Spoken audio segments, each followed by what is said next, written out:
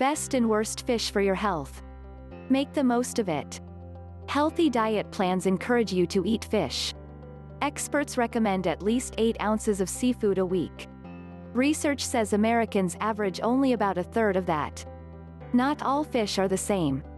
So it's important to know how to make sure you get the most out of what you eat. Best, fish high in omega-3s. Found in fatty, oily fish, omega-3 fatty acids can help your heart in a number of ways. Just a couple of 4-ounce servings of seafood with them each week can lower your chances of heart disease by 36%. Omega-3s might make you less likely to have conditions like stroke and Alzheimer's disease, too.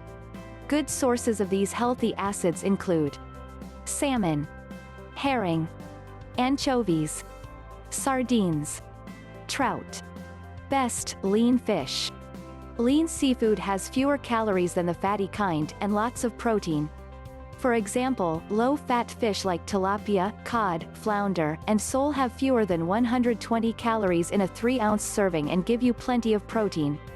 If you don't like fish but want to get more seafood into your diet, tilapia and cod can be a good starting point. Neither has much of a fishy taste. They also tend to take on the flavor of a marinade or sauce.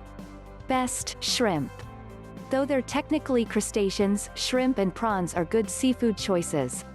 They're low in mercury and calories, and high in protein. And they're popular. Shrimp accounts for about half of the seafood eaten in the US. The only drawbacks are that they're higher in cholesterol than most fish. They're also low in omega-3s. Worst, fish high in mercury. Too much mercury in your system can cause brain and nerve damage in adults.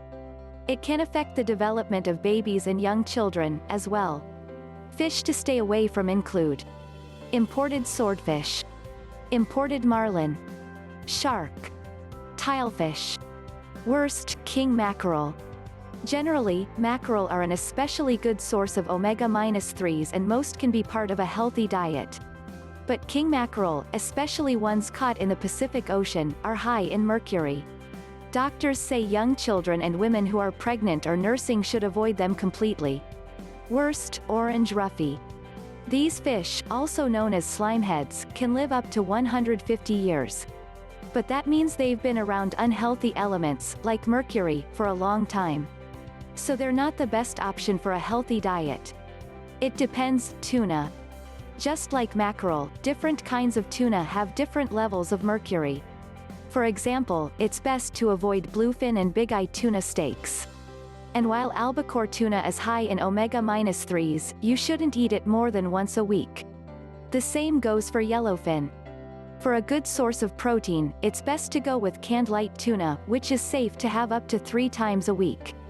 The in-between bunch. Some types of fish fall in this category.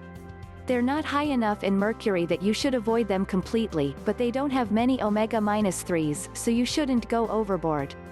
These include Chilean sea bass, halibut, mahi-mahi, monkfish, snapper. Wild-caught versus farm-raised. The difference between these is as simple as it sounds. Wild-caught live in their natural waters, while farm-raised exist in prepared tanks. Which one is better for you isn't as straightforward. Both types can have mercury. Wild-caught tend to be lower in saturated fats, while farm-raised tend to have more omega-3s. Know your terms. Threatened is a label for a species that's likely to become extinct unless people take steps to protect it. Endangered means there's a very small population of a certain kind of fish. These species are more likely than threatened ones to die out. Overfishing is when anglers catch too many fish of a certain species before they can reproduce. It's one of the reasons, along with disease and pollution, that fish become threatened or endangered.